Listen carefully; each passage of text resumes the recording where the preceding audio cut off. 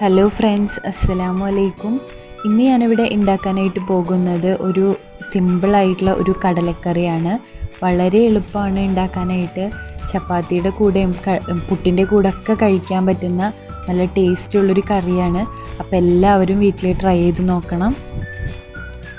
അതിനായിട്ട് ഞാനിവിടെ ഒരു 1.5 കപ്പ് കടല എടുത്തിട്ടുണ്ട്. ഞാൻ കടല മിക്സ് ചെയ്തിട്ടാണ് എടുത്തിരിക്കുന്നത്. തലേ ദിവസം വെള്ളത്തിൽ കുതിർത്ത് വെച്ചിട്ടുള്ള കടലയാണ്.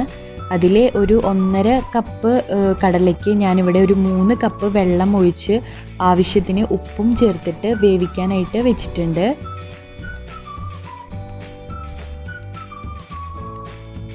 അതിനുശേഷം ഒരു ഗ്രൈൻഡറിലേക്ക് ഒരു മീഡിയം സൈസ് ഉള്ളി, ഒരു മീഡിയം സൈസ് തക്കാളി,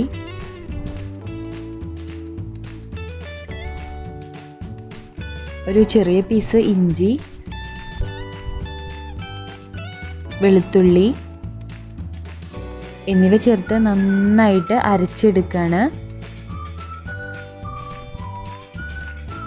അതിനുശേഷം മറ്റൊരു പാനിലേക്ക് ഒരു 2 ടേബിൾ സ്പൂണോളം വെളിച്ചെണ്ണ,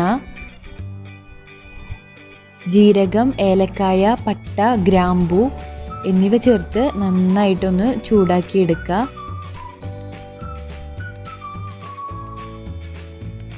അതിനുശേഷം അരച്ചു വെച്ചിരിക്കുന്ന പേസ്റ്റ് ഇതിൽ നന്നായിട്ട് മിക്സ് ചെയ്തെടുക്കുക. അത് നന്നായിട്ട് ചൂടായി വരുമ്പോൾ അതിലേക്ക് ഒരു ടീസ്പൂണോളം മഞ്ഞൾപ്പൊടി, 1 ടീസ്പൂണോളം മുളക് പൊടി, 1 ടേബിൾ സ്പൂണോളം മല്ലിപ്പൊടി എന്നിവ ചേർത്ത് നന്നായിട്ട് മിക്സ് ചെയ്തെടുക്കുക. അത് നന്നായിട്ട് ചൂടായി വരണം.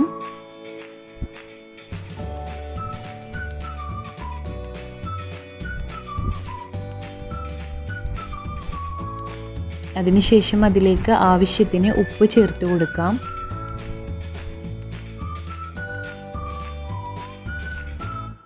രണ്ട് ബേ ലീഫ് ചേർത്ത് കൊടുക്കാം.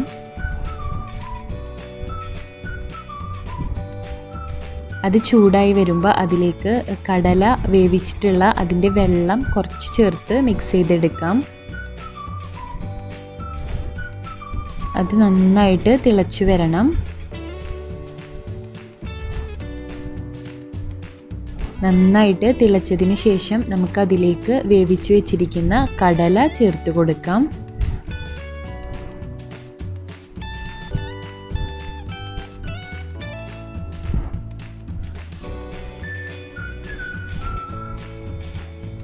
എന്നിട്ട് നന്നായിട്ട് മിക്സ് ചെയ്തെടുക്കാം.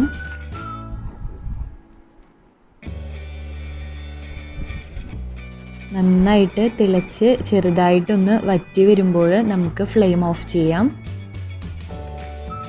അതിനുശേഷം അതിന് മുകളിലായിട്ട് മല്ലിയില സ്പ്രെഡ് ചെയ്ത് കൊടുക്കാം. കൂടെ കസൂരി മേത്തി ഉണ്ടെങ്കിൽ അതുകൂടി ചേർത്ത് ഒന്ന് മിക്സ് ചെയ്തെടുക്കാം. ഇവിടെ നല്ല അടിപൊളി കടലക്കറി ഇവിടെ റെഡി ആയിട്ടുണ്ട്. എല്ലാവരും വീട്ടിൽ ട്രൈ ചെയ്ത് നോക്കണം. റെസിപ്പി ഇഷ്ടമായാൽ ഫ്രണ്ട്സിന് ഷെയർ ചെയ്ത് കൊടുക്കാൻ മറക്കരുത്.